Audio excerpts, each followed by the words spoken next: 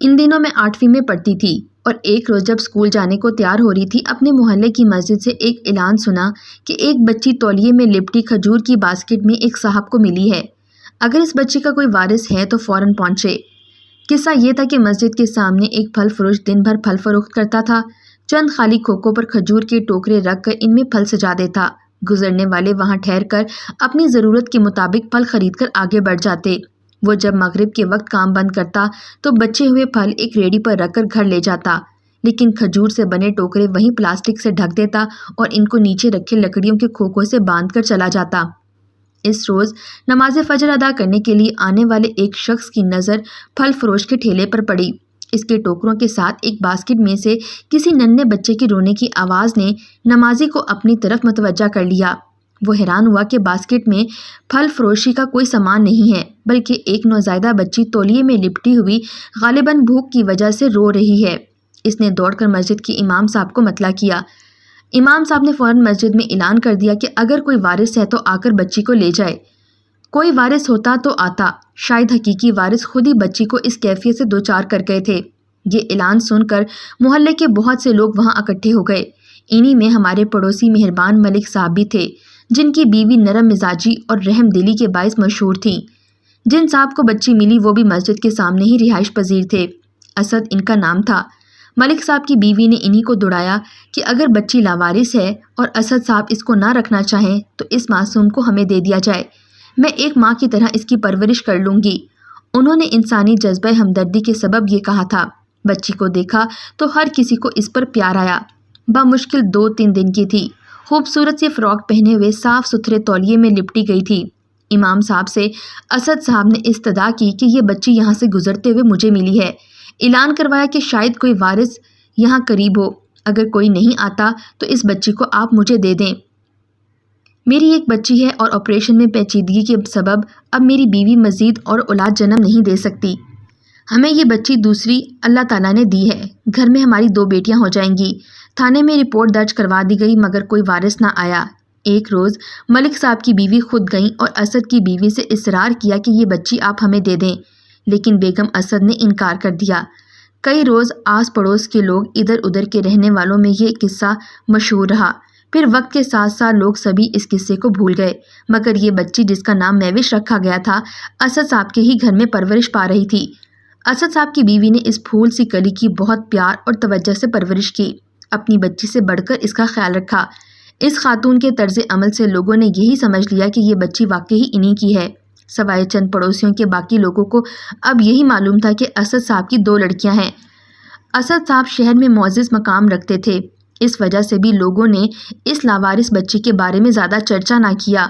دولت مند کی نیکی عظمت کی بلندیوں کو جلد چھو لیتی ہے، اور کسی ایسی بچی کو ولدیت کا اعزاز دینا جو صاحب خانہ کو سارے راہ ملی پڑی ہو تو واقعی دل گردے کا کام ہے۔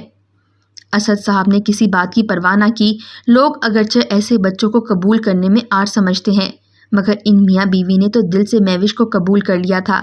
جب وہ 5 برس کی ہو گئی تو اس کا اسکول میں داخلہ کراتے وقت داخلہ فارم پر بھی ولدیت کے خانے میں اپنا نام لکھوا دیا۔ مہوش بے حد خوبصورت، ہونہار اور بلاں کی ذہین تھی، جو دیکھتا اس کو بے اختیار اس پر پیار آ جاتا۔ جب سے اسد صاحب اور ان کی زوجہ نے اس کو گود لیا تھا ان کے گھر میں دھن دولت میں بھی اضافہ ہوتا جا رہا تھا۔ ان کی بڑی بچی مارخ اب 13 برس کی تھی، وہ بھی مہوش سے بہت پیار کرتی تھی۔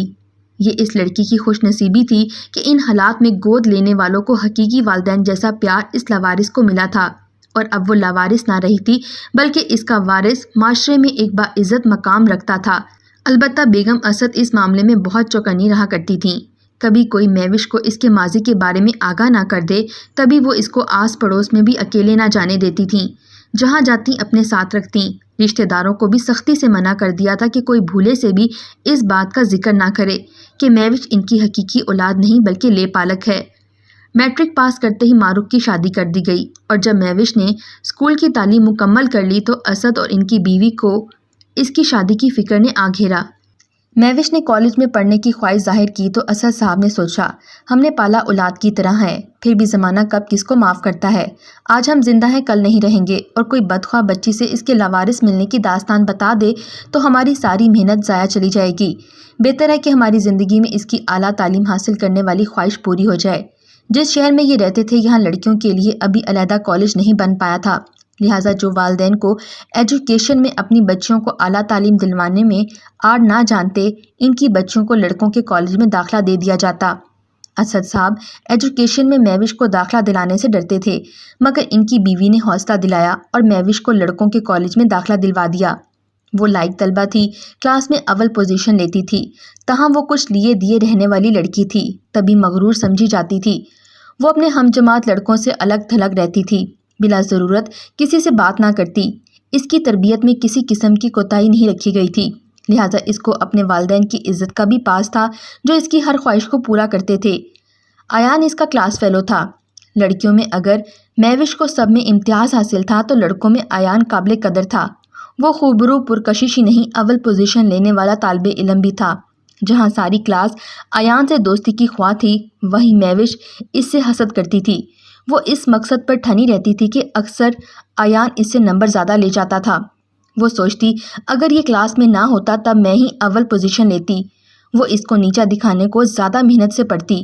یوں دونوں کی شخصیت میں چند خوبیاں مشترک تھیں، دونوں ہی عادات اور مزاج کے لحاظ سے ایک جیسے تھے، کم گو اور پڑھائی میں دھیان رکھنے والے، سب سے الگ تھلگ رہنا پسند کرتے تھے۔ تبھی ایان بھی مغرور ہی سمجھا جاتا تھا۔ کچھ دنوں سے مہوش کو ریاضی میں کچھ مشکل پیش آ رہی تھی۔ ضرورتاً اس نے ایک دو بار ایان سے بات کی اور جو دقت سوال سمجھنے میں ہو رہی تھی، ایان نے اس کو چند مشکل فارمولے آسان بنا کر سمجھا دیے۔ اس طرح دونوں کے بیچ مقابلے کی کھینچا تانی میں کمی آ گئی۔ پھر جانے کیوں کر چہمگوئیاں جنم لینے لگیں۔ ایک دوسرے سے مقابلہ اور نیچا دکھانے کی خواہش نے کب اور کس لمحے ان میں پسندیدگی کے جذبات کو جنم دیا، اور کلاس نے یہ نوٹ کر لیا کہ ایان مہوش کا بہت زیادہ خیال رکھنے لگا ہے۔ اب وہ جان بوجھ کر ایک آدھ سوال غلط کر کے کم نمبر لینے کی کوشش کرتا تاکہ مہوش فرسٹ پوزیشن پر آ جائے اور وہ سیکنڈ پوزیشن لے لے، اور اس سے ہر بازی ہار کر خوشی محسوس کرنے لگا۔ دونوں پہلے ایک دوسرے سے بات تک نہیں کرتے تھے، اب بات کرنے کے بہانے تلاش کرنے لگے تھے۔ چند دوستوں نے مذاق بھی کیا تو ایان نے کہہ دیا کہ مہوش اس کی قریبی رشتہ دار ہے۔ کلاس میں تو دونوں کا رویہ قدرے محتاط رہتا تھا، لیکن دلوں میں ان کے ایک دوسرے کے لیے محبت کا جذبہ پروان چڑھتا گیا۔ وہ دونوں اپنے اساتذہ کے چہیتے شاگرد تھے، کیونکہ جن طالب علموں کو تعلیمی ریکارڈ شاندار ہوتا، ان کی عزت اور مقام کلاس میں بنا رہتا۔ دونوں ہی محنت سے اپنی منزل کی طرف گامزن تھے، کسی میں ان کو بدنام کرنے کی جرت نہ تھی۔ اب تعلیم کا آخری سال تھا اور دونوں کے سامنے مستقبل کا سوال تھا۔ مہوش کے دل میں یہ خواہش جنم لے چکی تھی کہ ایان اس کا جیون ساتھی بنے۔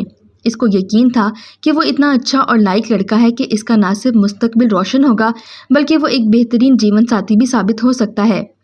ادھر ایان بھی مہوش کے بارے میں ایسا ہی سوچ رہا تھا اور یہی جذبات رکھتا تھا، تاہم اپنی پسند سے دونوں کو ہی اپنے اپنے والدین کو بروقت آگاہی دینا لازم تھا، ورنہ گزرتا وقت ان کی خوشیوں کی راہ میں رکاوٹ ڈال سکتا تھا۔ ایان کے والدین کئی بار کہہ چکے تھے کہ ہم وہی دلہن لائیں گے جس لڑکی کو وہ پسند کرتا ہوگا، اپنی مرضی اس پر نہیں تھوپیں گے۔ رزلٹ آ گیا، مہوش اور ایان دونوں نے ہی امتیازی پوزیشن لی تھی۔ اب اصل مرحلہ طے کرنے کا وقت آ گیا تھا۔ مہوش نے اپنی والدہ کو اور ایان نے بھی اپنے گھر والوں کو بتا دیا تھا کہ وہ اپنے جیون ساتھی کے طور پر کس سے شادی کے آرزو مند ہیں۔ ایان کے والدین کا خوشحال ذمہ دارانہ گھرانہ تھا، ان کو ملازمت کی فکر نہ تھی، خدا کا دیا بہت کچھ تھا اور دولت کی کمی نہ تھی۔ ماں جلد از جلد گھر میں اس کی دلہن لانا چاہتی تھی اور رشتوں کی بھی کوئی کمی نہیں تھی۔ اس نے خاندان کی بہت سی لڑکیوں کے نام لیے، مگر ایان نے سب کو رد کر دیا تو ماں نے کہا، پھر تم ہی اس لڑکی کا نام بتا دو جسے تم شادی کرنا چاہتے ہو۔ ایان نے مہوش کے والدین کا بتا دیا کہ اس گھر سے رشتہ طلب کریں تو میں شادی کروں گا۔ پتہ معلوم ہو گیا تو ایان کی والدہ سوچ میں پڑ گئیں، کیونکہ یہ تو اس کے میکے کا محلہ کا پتہ تھا جہاں مہوش کے والدین رہتے تھے۔ وہ اس میکے کے تمام قدیمی گھرانوں کو جانتی تھیں۔ اگرچہ ایان کے والدین نے شادی سے 1 سال پہلے ہی اس محلے سے مکان فروخت کر کے نقل مکانی کر لی تھی اور تب سے وہ اس محلے میں نہ گئی تھیں، سوچا کہ لازم ہے کہ میں مہوش کے گھرانے کو جانتی ہوں گی، اگر وہاں جا سکوں تو ان کے بارے میں چھان بین کی بھی ضرورت پیش نہیں آئے گی۔ ایک روز وہ بغیر ایان کو بتائے مہوش کے پڑوس میں گئیں۔ یہ بھی پرانے رہائشی تھے اور ایان کے نانا اور نانی کو بخوبی جانتے تھے۔ انہوں نے راشدہ یعنی کہ ایان کی والدہ کو پہچان لیا۔ راشدہ نے بتایا کہ وہ اسد صاحب کی لڑکی مہوش کو بہو بنانا چاہتی ہیں اور اسی سلسلے میں ادھر آئی ہیں۔ ابھی وہ اسد صاحب کے گھر نہیں گئی تھیں۔ ملک صاحب کی بیوی نے کہا کہ ہاں لڑکی تو بہت اچھی ہے راشدہ، مگر ایک بات تم سے چھپانے کو بددیانتی سمجھتی ہوں۔ تم مہوش کے بارے میں معلومات کے سلسلے میں میرے پاس آئی ہو اور رشتہ کرنے سے پہلے ہر بات کی صحیح معلومات چاہتی ہو، تو میرا فرض ہے کہ میں تم سے کچھ نہ چھپاؤں۔ یہ بہت اچھی اور لائق بچی ہے اور قسمت والوں کو ہی ایسی لڑکی بطور بہو ملتی ہوگی، لیکن حقیقت یہ ہے کہ یہ اسد صاحب کی حقیقی بیٹی نہیں ہے بلکہ لے پالک ہے۔ یہ حقیقت وہ یقیناً تم کو نہ بتائیں گے اور شاید یہاں کوئی بھی نہ بتائے، لیکن ہمارے تمہارے والدین سے اچھے مراسم رہے ہیں، لہٰذا میں ضروری سمجھتی ہوں کہ تم کو یہ بات بتا دوں۔ اسد صاحب کی تو اپنی ایک بیٹی موجود تھی، پھر انہوں نے لے پالک کی ضرورت کیوں محسوس کی؟ اور یہ لڑکی ان کو کہاں سے ملی؟ کیا تم نے عرصہ قبل ہمارے محلے کی مسجد میں ہوا وہ اعلان نہیں سنا تھا کہ ایک لاوارث بچی اسد صاحب کو پھل فروش کے ٹھیلے پر ملی تھی؟ نہیں، وہ بولی۔ تب میں خالہ کے گھر تھی، انہوں نے مہوش کو لے پالک بنایا نہیں، اللہ کی طرف سے یہ نیکی اسد صاحب کے مقدر میں لکھی گئی تھی۔ یہ بچی ان کو ایک پھل فروش کے ٹھیلے پر ایک ٹوکرے میں رکھی گئی ملی تھی، جبکہ وہ ایک روز فجر کی نماز پڑھنے نکلے تھے۔ بچی کی رونے کی آواز سن کر انہوں نے اس کو گود میں بھرا اور پھر گود میں لے لیا، تب سے یہ ان کے پاس ہے۔ ہم نے بھی مہوش کا رشتہ اپنے بیٹے کے لیے مانگا مگر انہوں نے نہیں دیا۔ خیر، لے پالک ہونے یا لاوارث ہونے میں بچی کا تو کوئی قصور نہیں ہے، اس کے ماں باپ ضرور گناہ گار ہوں گے، یہ معصوم نیک اور گناہوں سے پاک تھی۔ ملک صاحب کی بیوی نے تو سچ کو گوش گزار کر کے اپنی بہی خواہ ہونے کا حق ادا کر دیا، لیکن راشدہ یہ کہانی سن کر سکتے میں رہ گئی۔ جب وہ گھر آئی تو حواس باختہ تھی۔ بیٹے نے سوال کیا، کیوں، کیا لڑکی پسند نہیں آئی یا گھرانہ؟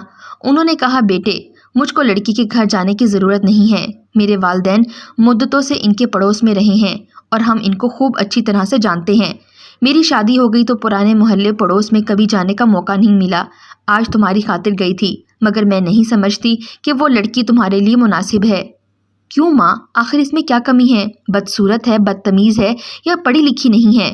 اس کے والدین تو علاقے کے سب سے خوشحال اور عزت دار لوگ ہیں، پھر آپ کے منہ سے مہوش کے لیے انکار کیوں؟ اس لیے کہ اس کا ایک ماضی ہے اور ایک تہمت کے جیسا ہے۔ تمہیں نہیں معلوم یہ لڑکی کسی بد نصیب کی خطا کا ثمر ہے۔ ماں، پہلیاں مت بجھوائیں، خدا جانے آپ کیا کہہ رہی ہیں۔ یہ لاوارث بچی تھی بیٹی، 3 دن کی تھی کہ کوئی اس کو پھل فروش کی خالی ٹوکری میں ڈال کر چلا گیا، تبھی یہ اسد صاحب کو ملی تھی اور انہوں نے اس کو گود لے لیا تھا۔ تو اب بتاؤ، ہم ایسی لڑکی کو کیوں کر گھر کی عزت بنا سکتے ہیں جن کے والدین کا ہی اتا پتہ معلوم نہیں؟ آپ اگر بہو نہیں بنا سکتی تو میں ایسی لڑکی کو بیوی بنا سکتا ہوں۔ مجھے ان کے ماضی یا ماں باپ سے کوئی غرض نہیں۔ مہوش ایک نیک، شریف، محنتی لڑکی کے طور پر میرے سامنے رہی ہے، وہ تعلیم یافتہ ہے اور اس نے ایک شریف اور عزت دار گھرانے میں پرورش پائی ہے۔ کیا یہ کافی نہیں؟ بیٹے کے کڑے تیور دیکھ کر ماں خاموش ہو گئی، مگر اندر اندر سلگنے لگی کہ بیٹے کو اس امر سے کیسے باز رکھے۔ ادھر مہوش کے رشتے آ رہے تھے اور اس کی ماں شش و پنج میں تھی۔ مہوش کہہ چکی تھی کہ جلد ایان اپنی والدہ کو رشتے کے لیے ہمارے گھر لانے والا ہے، آپ انتظار کر لیں۔ مہوش تو ایان کے والدین کے آنے کی منتظر تھی، اس لیے ایسا کہہ رہی تھی، مگر وہ لوگ نہیں آ رہے تھے۔ ایان کے والد کو کوئی اعتراض نہ تھا، یہ ہم پلہ لوگ تھے، مگر بیوی آڑے آئی ہوئی تھی کہ ادھر رشتہ نہیں کرنا۔ ایان نے بھی ماں سے باقاعدہ جنگ ٹھان لی۔ والد تو غیر جانبدار رہے، ماں بیٹے میں ٹھن گئی۔ بیٹے نے ماں کے پاؤں تک چھو لیے، التجا کر لی۔ عجیب بات تھی کہ اتنا پیار کرنے والی ماں ٹس سے مس نہ ہوئی تھی، بلکہ اس کی پریشانی میں روز بروز اضافہ ہوتا جا رہا تھا۔ جس کا پیار ناقابل شکست تھا، وہی ہستی بیٹے کی خوشیوں کی راہ میں سب سے بڑی رکاوٹ بن گئی تھی۔ شوہر نے بھی بہت سمجھایا کہ بیٹی کی خوشی کا خیال کرو اور ضد چھوڑ دو، مگر راشدہ بیگم نے یہی جواب دیا، جہاں بھی کہو وہاں ایان کی شادی کر دوں گی، مگر اس لڑکی سے نہیں کروں گی۔ میں نے معلوم کر لیا یہ لڑکی مناسب نہیں ہے۔ شوہر بالآخر خاموش ہو کر بیٹھ گیا۔ وہ بیوی کو بھی ناراض نہیں کرنا چاہتے تھے، البتہ بیٹے سے کہہ دیا کہ تم بے شک خود جا کر شادی کر لو، مجھے کوئی اعتراض نہیں ہوگا۔ ایان ماں کے رویے سے مایوس ہو کر بالآخر خود ہی مہوش کے والدین کے پاس چلا گیا اور براہ راست ان کی بیٹی کا ہاتھ طلب کرنے اسد صاحب کے گھر جا پہنچا۔ انہوں نے یہ کہہ کے رشتے سے انکار کر دیا کہ بیٹا، بغیر تمہارے ماں باپ کے ہم تم کو اکیلے اپنی بیٹی کا رشتہ دینا مناسب بات نہیں سمجھتے، اپنے والدین کو راضی کر کے لے آؤ تو بات کر لیں گے۔ ایان نے باپ سے دوبارہ التجا کی کہ ماں راضی نہیں ہے، آپ تو راضی ہیں، آپ میرے ساتھ چلیں، اماں کو رہنے دیں، ان کو ہم بعد میں منا لیں گے۔ بیٹے کی محبت سے مجبور ہو کر حامی بھر لی اور ایان کے رشتے کے لیے بغیر بیوی کے ہی بات چیت طے کرنے کے واسطے اسد صاحب کے گھر آ گئے۔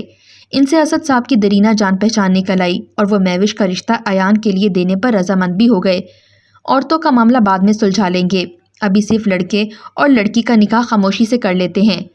اسد صاحب زیادہ دھوم دھڑکا اس بارے میں خود بھی نہیں چاہتے تھے، کیونکہ مہوش کے ان کے لاوارث بچی کے طور پر ملنے کا واقعہ لوگوں کے ذہنوں میں تازہ نہ ہو۔ کیا خبر شادی کے موقع پر ہی بھولا ہوا واقعہ اور برسوں پہلے کا راز کسی کی زبان پر آ جائے اور ان کی بچی کا سکون برباد ہو جائے۔ نکاح کی تاریخ لڑکی اور لڑکے کے والد کے باہمی مشورے سے طے ہو گئی، لیکن ایان کے والد نے اپنے دونوں بھائیوں کو ضرور خبر دی کہ فلاں تاریخ کو نکاح کے موقع پر شریک ہوں گے۔ یوں دیوروں کی بیویوں کے ذریعے ایان کی والدہ کو علم ہو گیا کہ شوہر ان کے علم میں لائے بغیر خود ایان کا مہوش سے نکاح کرنے جا رہے ہیں۔ راشدہ بے حد گھبرا گئی اور اس کو کوئی چارہ نہ دکھا۔ وہ میری خالہ کے پاس آ گئیں۔ بتاتی چلوں کہ راشدہ خالہ کی بچپن کی سہیلی تھیں اور 5ویں سے 10ویں جماعت تک ان کی کلاس فیلو رہی تھیں۔ ان کا کوئی راز ان سے نہیں چھپا ہوا تھا، یہ بھی کہ جب وہ 10ویں میں تھیں ان کی پسندیدگی ایک نوجوان سے ہو گئی تھی جو اس کے ماموں کے پڑوس میں رہتا تھا، اور نادان عمر میں ایک ایسی غلطی ان سے سرزد ہو گئی کہ راشدہ کو اپنی والدہ کو یہ راز بتانا پڑ گیا۔ ماں بیچاری زمانے سے زیادہ شوہر سے ڈرتی تھی۔ لڑکی کو بہن کے گھر بھجوا دیا، اور جب راشدہ نے ایک بے نام باپ کی بچی کو جنم دیا تو اس کی ماں نے اس نوزائیدہ بچی کو ایک پھل فروش کے ٹوکرے میں رات کے 3 بجے لے جا کر ڈال دیا، اوپر چادر ڈھک دی کہ اگر اللہ نے اس معصوم جان کو زندہ رکھنا ہوا تو وہ اس کی زندگی اور پرورش کا خود ہی انتظام کر دے گا۔ اس کے بعد ان لوگوں نے گھر فروخت کیا اور اس محلے کو چھوڑ دیا تھا۔ یوں راشدہ اور اس کے گھر والے ایک بڑی رسوائی سے تو بچ گئے، مگر راشدہ کے دل کا داغ ہرا ہی رہا۔ شادی ہو گئی۔ آج وہ اپنے بیٹے ایان کی ضد کے سامنے اسی سبب ہتھیار نہ ڈال رہی تھی کہ ایان کی ضد اور اس کی محبت اس کے لیے ایک بڑی آزمائش بن رہی تھی۔ اس نے میری خالہ سے کہا، اب تم ہی بتاؤ کہ میں اپنے بیٹے کو اس امر سے کیسے باز رکھوں اور اپنے شوہر کو کیوں کر اپنی زندگی کی ایک ایسی بڑی غلطی سے آگاہ کروں اس کے بعد میرے لیے زندہ رہنا ناممکن رہے۔ میری خالہ نے ان سے کہا کہ تم خاموش رہو، شوہر کو اس عمر میں ایسا راز بتا کر دکھ نہ پہنچاؤ کہ جس کو وہ سہ نہ سکے۔ البتہ تمہارے بیٹے کو میں بلا کر باز رکھ سکتی ہوں۔ اپنے گھر پر خالہ نے ایان کو بلوایا اور یہ کہہ کر حقیقت بتا دی کہ بیٹا انسان خطا کا پتلا ہے اور تمہاری ماں کے ساتھ تو دھوکا ہوا تھا۔ میں نہیں چاہتی کہ اس دھوکے کی تکلیف دہ تفصیل میں تم سے آگاہ کروں۔ بہرحال تم مہوش سے نکاح نہیں کر سکتے۔ اگر ماں کے کہنے سے باز رہ جاتے تو شاید تمہارے اور ان کے درمیان کا پاکیزہ رشتہ میلا کرنے میں تو کیا کوئی بھی جرت نہیں کرتا، لیکن اب مجبوری ہے۔ تم اس معاملے کو یہیں ختم کر دو اور اپنی ماں کو بھی شرمندہ نہ کرو، بلکہ ان کو ایک انسان سمجھ کر معاف کر دو۔ ماں بھی انسان ہی ہوتی ہے اور کوئی انسان فرشتہ نہیں ہوتا۔ انہوں نے بہت تکلیف سہ کر محبت سے تم کو پالا ہے۔ ایان کا چہرہ غم و غصے سے نہیں، بدترین صدمے سے سیاہ پڑ گیا تھا۔ وہ بغیر کچھ کہے میری خالہ کے سامنے سے اٹھ کر چلا گیا۔ بعد میں خالہ نے امی سے کہا تھا کہ میں جانتی تھی کہ ماں کا راز جان کر اس کے دل میں ماں کا تقدس مجروح ہوا تھا، مگر میں مجبور تھی۔ جس راز سے اس کی حقیقی ماں پردہ اٹھانے سے قاصر تھی، مجھے یہ ناگوار فرض سر انجام دینا پڑ گیا۔ ایان اس راز کو جاننے کے بعد اپنے گھر نہ گیا اور ایک دوست کے گھر چلا گیا۔ اس کے بعد کہاں روح پوش ہو گیا کسی کو نہیں معلوم تھا، یہاں تک کہ راشدہ بیٹے کے صدمے اور جدائی کے غم کو دل سے لگا کر صرف 3 برس زندہ رہی اور اس دنیا فانی سے چلی گئی۔ اس کی وفات کے 1 سال بعد ایان نے باپ سے رابطہ کیا۔ وہ اس وقت تک کینیڈا میں تھا۔ سال بعد اپنے والد کو بھی وہاں اپنے پاس بلوا لیا۔ اس طرح یہ راز ایک موڑ پر آ کر پھر سے ہمارے سینوں میں دفن ہو گیا اور دفن ہی رہا۔ کبھی مہوش اور اس کے گھر والے بھی نہ جان سکے کہ راشدہ یا ایان کے ساتھ کیا ہوا اور ایان کہاں غائب ہو گیا، کیوں لوٹ کر نہ آیا۔ یہ دنیا سچ مچ ایک نگار خانہ ہے۔ یہاں کیسے کیسے واقعات ہو جاتے ہیں۔ خدا ہر کسی کو اس قسم کے صدمات سے محفوظ رکھے جن کے تصور سے ہی دلوں پر وحشت چھانے لگتی ہے۔